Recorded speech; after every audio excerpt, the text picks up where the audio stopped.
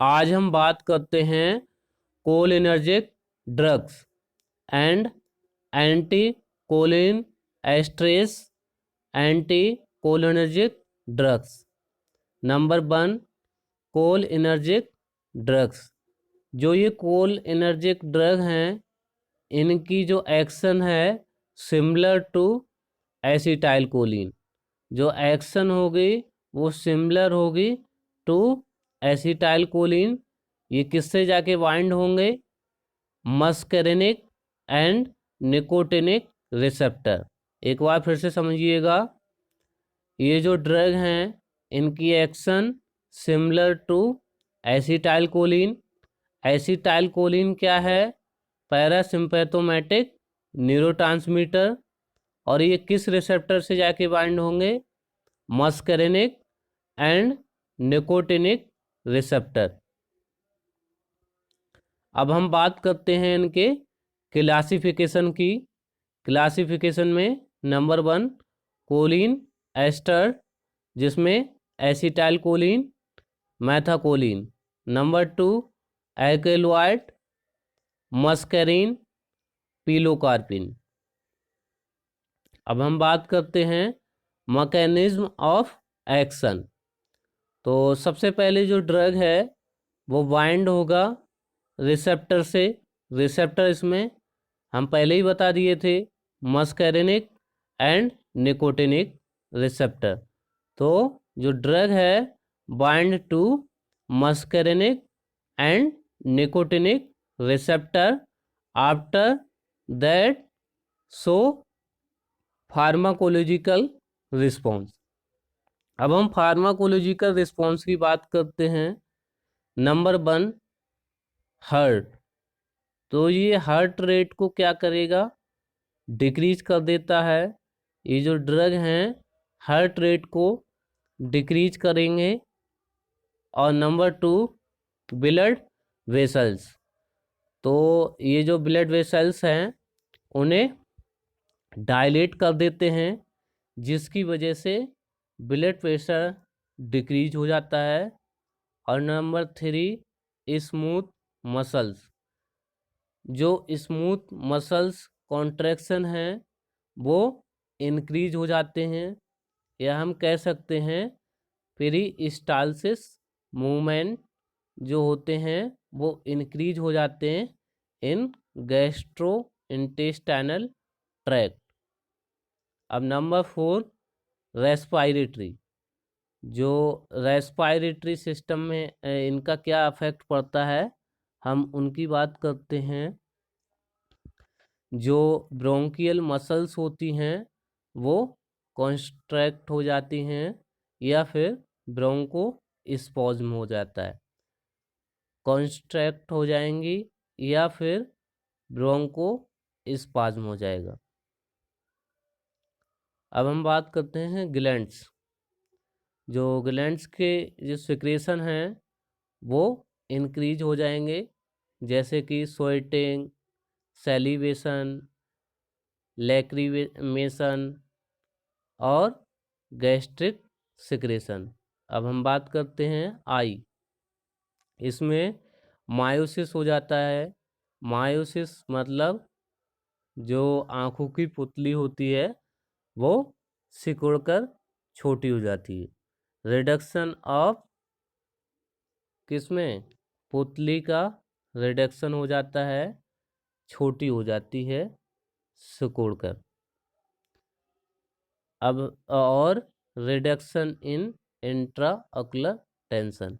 जो आँखों का प्रेशर होता है या फिर इंट्राऑक्यूलर टेंशन होती है वो कम हो जाता है। इंट्राऑक्यूलर प्रेशर जो नॉर्मल होता है 10 to 21, नॉर्मल होता है 21, 10 to 21 नहीं देखेंगे।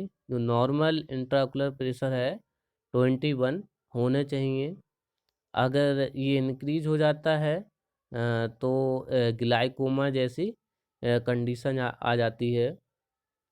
तो इसमें जो देखा गया है इंट्राऑक्यूलर जो टेंशन है वो कम हो जाती है, या फिर जो इंट्राऑक्यूलर प्रेशर हो है वो कम हो जाता है। और जो स्केलेटल मसल्स में देखा गया है आइनोट्रोफिक अफेक्ट। अब हम बात करते हैं इन ड्रगों का किस ड्रग के साथ इंटरेक्शन है। तो इसका जो इंटरेक्शन है एट्रोपिन, मतलब कि ये जो कोलिनर्जिक ड्रग हैं वो एट्रोपिन ड्रग के साथ नहीं दिए जाते हैं, क्योंकि एट्रोपिन का इनके साथ इंटरेक्शन है, ये इंटरेक्ट कर जाते हैं और टॉक्सिक अफेक्ट शो करते हैं।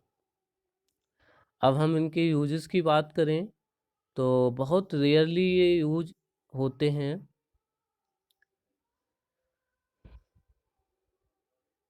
अब हम बात करते हैं एंटी कोलिन एस्ट्रेस ड्रग।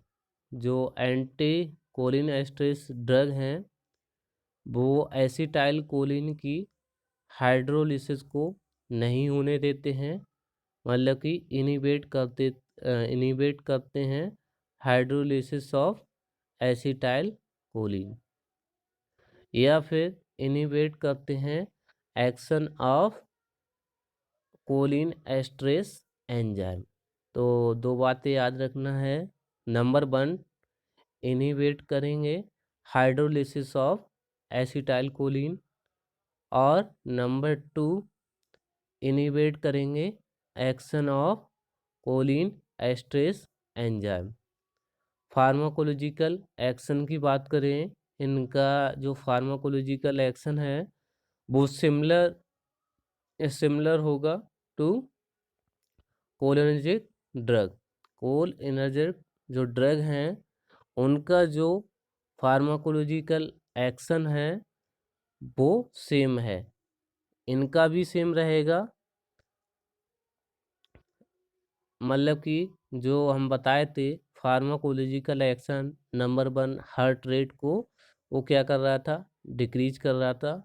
तो ये जो ड्रग हैं हार्ट रेट को डिक्रीज करेंगे, और जो ब्लड वेसल्स हैं उन्हें डायलेट करेंगे, और जो स्मूथ मसल्स कॉन्ट्रैक्शन है इंक्रीज करेंगे, ब्रोंको स्पाज्म करेंगे, जो ग्लैंड्स हैं उनके सिक्रेशन को इंक्रीज करेंगे, और उसके बाद आई में जो इंट्राओकुलर प्रेशर है उसे डिक्रीज करेंगे, और मायोसिस करेंगे। मतलब कि इनका जो फार्माकोलॉजिकल एक्शन है सिमिलर टू कोलिनर्जिक ड्रग्स।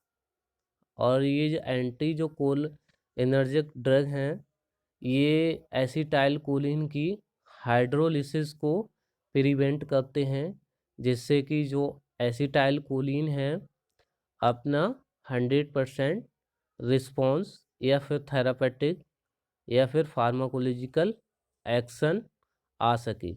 उसका जो फार्माकोलॉजिकल रिस्पॉन्स है वो 100% आ सके। अगर हाइड्रोलाइज हो जाएगा एसिटाइल कोलिन तो ये अपना थेरापेटिक रिस्पॉन्स या फिर फार्माकोलॉजिकल रिस्पॉन्स शो नहीं कर पाएगा। इसलिए ये जो ड्रग हैं हाइड्रोलिसिस को, जो इसकी हाइड्रोलिसिस होती है उसे प्रिवेंट कर देंगे। हम बात कर लिए थे इसके फार्माकोलॉजिकल एक्शन की पहले ही, जो सिमिलर है जो कोल एनर्जिक ड्रग। क्लासिफिकेशन की बात करें तो फिजो स्टिगमाइन, न्यू स्टिगमाइन, ये ड्रग सबसे ज़्यादा यूज होते हैं। मैकेनिज्म ऑफ एक्शन पहले ही मैं बता दिया था, ये जो ड्रग हैं इनिवेट करेंगे कोलिन एस्ट्रेस एंजाइम एंड इनिवेट करेंगे हाइड्रोलिसिस ऑफ एसिटाइल कोलिन। और जो इनके यूजेस की बात करें तो myasthenia Graves, Alzheimer disease, anti cholinergic drug. जो एंटी कोल एनर्जिक ड्रग, ये जो ड्रग हैं कोल एनर्जिक जो ड्रग हैं उनके अगेंस्ट में हैं, ये इनिबिट करेंगे एक्शन ऑफ कोलिनर्जिक ड्रग या फिर एसिटाइल कोलिन। तो ये जो ड्रग हैं ये क्या करेंगे, block the action of acetylcholine and inhibit करेंगे action of muscarinic and nicotinic receptor. तो जो ये कोलिनर्जिक ड्रग क्या कर रहे थे, या फिर एसिटाइल कोलिन किसके लिए रिस्पॉन्सिबल होता है, जो एसिटाइल कोलिन है responsible for decreasing heart rate, increasing intestinal movement and responsible for in respiratory system। ये क्या कर देता था, ब्रोंको कंस्ट्रिक्शन या फिर bronchospasm and decreasing intraocular pressure, और जो ग्लैंड्स हैं उनके सिक्रेशन को क्या कर रहा था, इंक्रीज। तो यहाँ पर जो एंटी कोलिनर्जिक ड्रग हैं ये ब्लॉक करेंगे एक्शन ऑफ एसिटाइल कोलिन, जिसकी वजह से जब ब्लॉक हो जाएगा जो एसिटाइल कोलिन की एक्शन है ब्लॉक हो जाएगी, तो क्या होगा, इंक्रीज हो जाएगा हार्ट रेट एंड डिक्रीज हो जाएगा intestinal movement and bronchodilation हो जाएगा, और जो आपके ग्लैंड्स का सिक्रेशन हो रहा था जैसे कि सैलिवेशन या गैस्ट्रिक सिक्रेशन, ये डिक्रीज हो जाएंगे और इंक्रीज हो जाएगा इंट्राऑकुलर प्रेशर। तो याद रखना है ये जो एंटी कोलिनर्जिक ड्रग हैं वो इनिबिट करेंगे एक्शन ऑफ एसिटाइल कोलिन या फिर action of muscarinic and nicotinic receptor. या फिर एक बात याद रखना है और ज़्यादा याद नहीं रखना है, ये जो एंटी कोलिनर्जिक ड्रग हैं इनिबिट करेंगे action of acetylcholine and block action of receptor nicotinic and muscarinic. ठीक है, ये बात याद रख लेना है, ये जो एंटी कोलिनर्जिक ड्रग हैं ब्लॉक करेंगे एक्शन ऑफ एसिटाइल कोलिन। इनके यूजेस की हम बात करें तो ये अस्थमा में ये जो ड्रग यूज होते हैं एंटी कोलिनर्जिक ड्रग, सीओपीडी में, पार्किंसन में, cardiovascular disease, psychiatric disorder, depression, मिड्रेसिस।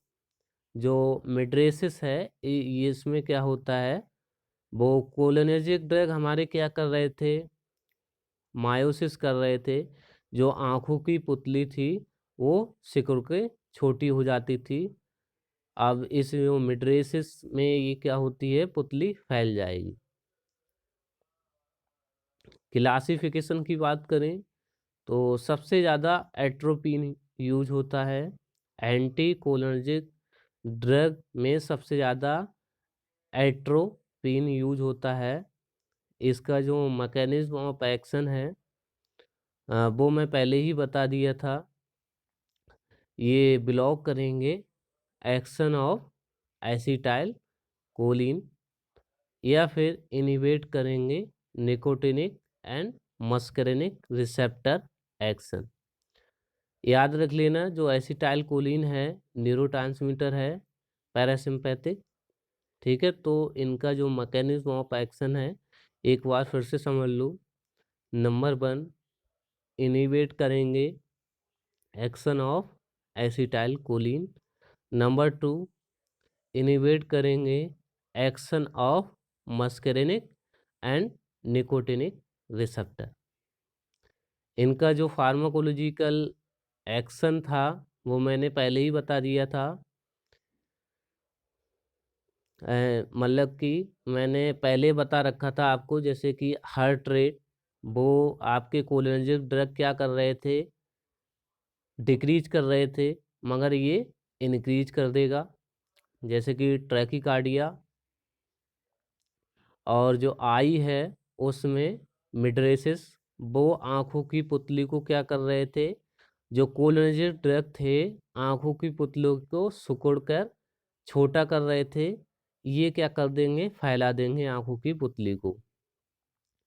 और जो स्मूथ मसल्स कॉन्ट्रैक्शन है, जो कोलिनर्जिक ड्रग थे वो स्मूथ मसल जो कॉन्ट्रैक्शन है उन्हें इंक्रीज कर रहे थे, पेरिस्टालसिस मूवमेंट को इंक्रीज कर रहे थे। मगर ये जो एंटी कोलिनर्जिक ड्रग हैं जो स्मूथ मसल्स को क्या करेंगे, रिलैक्स कर देंगे, मतलब कि जीआईटी अपसेट हो जाएगा। और जो ग्लैंड्स जो सिक्रेशन की बात कर रहे थे, वो जो कोलिनर्जिक ड्रग थे आपके क्या कर रहे थे, वो इंक्रीज कर रहे थे सिक्रेशन ऑफ ग्लैंड्स, मगर यहाँ ये क्या कर रहे हैं, डिक्रीज कर रहे हैं ग्लैंड्स का सिक्रेशन। और फार्माकोकाइनेटिक्स प्रॉपर्टी देख लेते हैं एट्रोपिन की। इसका जो एब्जॉर्प्शन होगा through GIT and metabolize by liver and elimination होगा किडनी। और बस आज के लिए इतना ही। Thank you.